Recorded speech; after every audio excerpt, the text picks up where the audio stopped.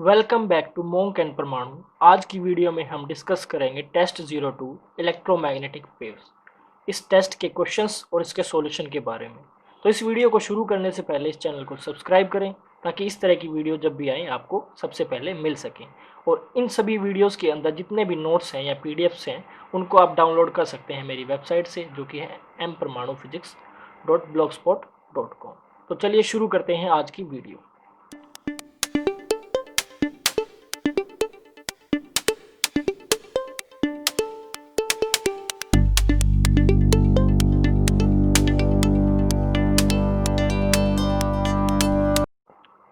First जो हमारा question है वो है what physical quantity is the same for X rays of wavelength 10⁻⁻10 metres, red light of wavelength 6800 angstrom and radio waves of wavelength 500 metres.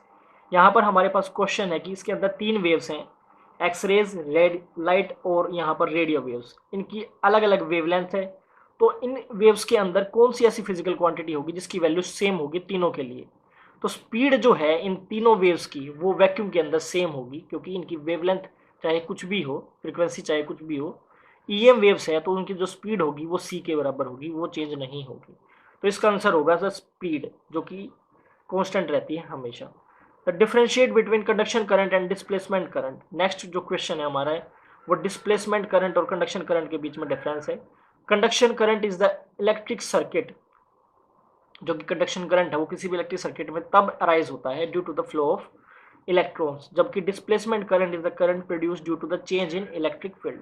जब किसी भी apparatus या इंस्ट्रूमेंट के अंदर इलेक्ट्रिक फील्ड, इलेक्ट्रिक सर्किट के अंदर इलेक्ट्रिक फील्ड चेंज होगा तब डिस्प्लेसमेंट करंट होगा, और मूवमेंट ऑफ इलेक्ट्रॉन होगी तो वहां पर कंडक्शन करंट होगा। थर्ड जो हमारा क्वेश्चन है वो है variable frequency AC source is connected to a capacitor, will the displacement current increases और decreases with increase in frequency. वो बोलता है कि हमने एक वेरिएबल एसी सोर्स लगा रखा है किसी भी कैपेसिटर के अक्रॉस, उसकी फ्रीक्वेंसी को हम इंक्रीज या डिक्रीज कर सकते हैं। तो फ्रीक्वेंसी इंक्रीज होने पर डिस्प्लेसमेंट करंट इंक्रीज होगा या डिक्रीज होगा, ये बताना है। तो क्वेश्चन का आंसर है the increase in frequency of AC source will decrease reactance, क्योंकि हमें पता है जो एक्स सी है वो होता है 1/ω/c। अगर इसकी वैल्यू इंक्रीज होगी तो रिएक्टेंस कम होगा कैपेसिटर के across, and hence will increase the conduction current. अगर रेजिस्टेंस कम होगा सर्किट के अंदर तो कंडक्शन करंट बढ़ेगा, और कंडक्शन करंट बढ़ रहा है तो डिस्प्लेसमेंट करंट भी बढ़ेगा, क्योंकि दोनों इक्वल होते हैं। तो इसलिए डिस्प्लेसमेंट करंट जो है वो इंक्रीज होगा by increasing the frequency of AC source. Next question देखते हैं, question number 5। How do you question number 4, show that the average energy density of electric field E equals to average density of magnetic field B। तो आसान सी derivation है। Magnetic energy density हमारे पास है UB 1/2 B square mu naught. RMS value के लिए हम लिख लेते हैं B square RMS over mu 1/2। अब हमें पता है जो E/B की वैल्यू होती है वो C के बराबर होती है, तो इसको हम थोड़ा सा रीअरेंज करते हैं। 1/2 म्यू इस B की जगह पर लिख लेते हैं यहाँ पर E/C। ई स्क्वायर स्क्वायर था RMS ओवर सी स्क्वायर। सी की जो वैल्यू है 1/√μ नोट ई नोट होती है, और सी स्क्वायर की वैल्यू होगी 1/μ नोट ई नोट। वो रिप्लेस कर देते हैं यहाँ पर, ये अपोन में उधर होगा, म्यू से म्यू कट जाएगा, ई स्क्वायर RMS बचेगा 1/2 E square RMS mu naught ई नोट एप्सिलॉन नोट, वो होगी हमारी इलेक्ट्रिक एनर्जी डेंसिटी। तो इस तरह हम म्यू बी को म्यू ई दिखा सकते हैं, जो कि 1/2 एप्सिलॉन नॉट ई स्क्वायर होगी। तो इस तरह एनर्जी डेंसिटी इलेक्ट्रिक और मैग्नेटिक इक्वल्स होती हैं एक दूसरे के। तो नेक्स्ट हमारा क्वेश्चन है क्वेश्चन नंबर 5 क्वेश्चन नंबर बोलता है how do you convince yourself that EM waves carry energy and momentum both. तो according to quantum theory we can say that EM waves are made up of massless particle called photon. Photons की बात करते हैं हम, photon होते हैं H new energy के, उनके पास मास नहीं होता, वो मासलेस होते हैं, क्योंकि उनका जो रेस्ट मास है वो 0 है, बट उनके पास मोमेंटम होता है, और वो मोमेंटम हम दे सकते हैं एनर्जी बाई सी के। यहाँ पर सी स्पीड ऑफ लाइट है, ई यहाँ पर एनर्जी है। तो इस तरह जब उनके पास मोमेंटम भी है, एनर्जी भी है, तो हम बोल सकते हैं कि हाँ जो EM वेव्स है वो फोटोन से मिलकर बनी है, और EM वेव्स के अंदर भी एनर्जी और मोमेंटम होगा।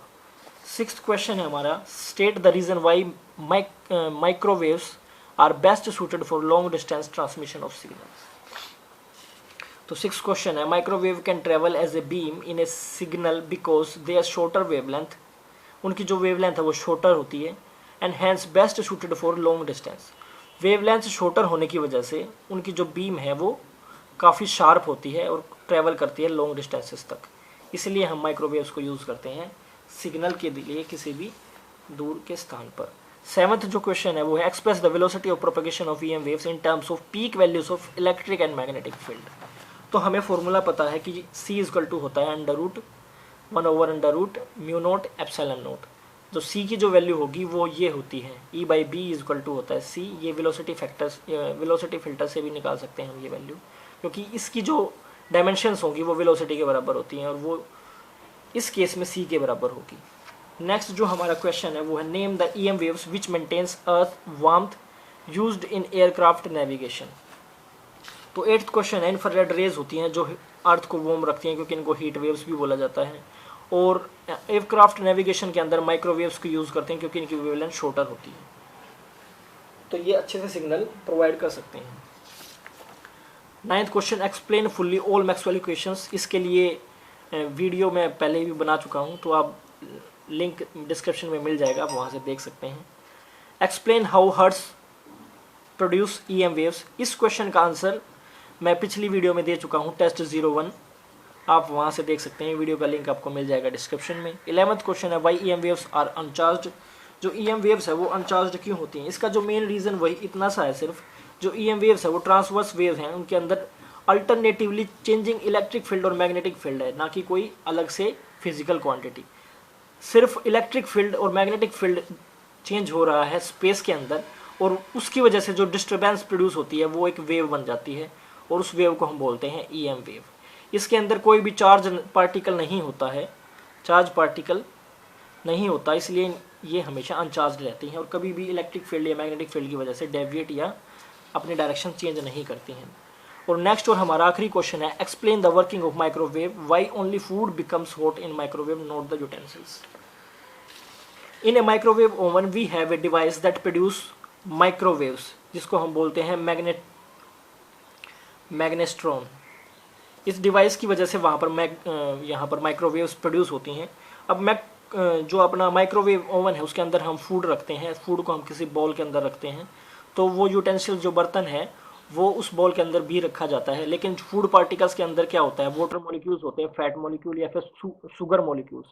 अब जो माइक्रोवेव होगी उसकी जो फ्रिक्वेंसी है वो इन वाटर मॉलिक्यूल, शुगर और फैट मॉलिक्यूल्स की फ्रिक्वेंसी, इनके जो मॉलिक्यूल्स हैं जो वाइब्रेट कर रहे हैं अपनी मेन पोजीशन के अराउंड, उस फ्रिक्वेंसी से मैच कर जाती है, और जिसकी वजह से क्या होता है, वो जो पार्टिकल्स हैं वो इन EM वेव्स को, इन माइक्रोवेव्स को एब्जॉर्ब कर लेते हैं और उनकी एनर्जी इंक्रीज हो जाती है, इसलिए वो हीटअप हो जाते हैं, जिसकी वजह से क्या है, वो जो पूरा फूड पार्टिकल है, फूड है, वो गर्म हो जाएगा।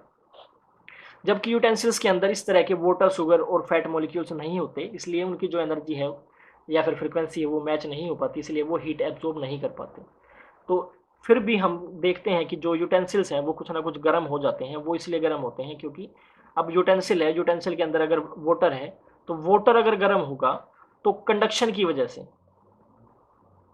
वजह से गर्म पानी है तो वो यूटेंसिल को गर्म कर देगा। जैसे हम एक गिलास के अंदर गर्म पानी डाल देते हैं तो गिलास भी बाहर से गर्म हो जाता है। सिर्फ वही फिनोमिना यहाँ पर है, माइक्रोवेव की वजह से वहाँ पर कुछ भी गर्म नहीं हुआ है यूटेंसिल्स के अंदर। तो अगर आपको ये वीडियो अच्छी लगे तो इसको लाइक करो, कमेंट करो, शेयर करो। Thank you.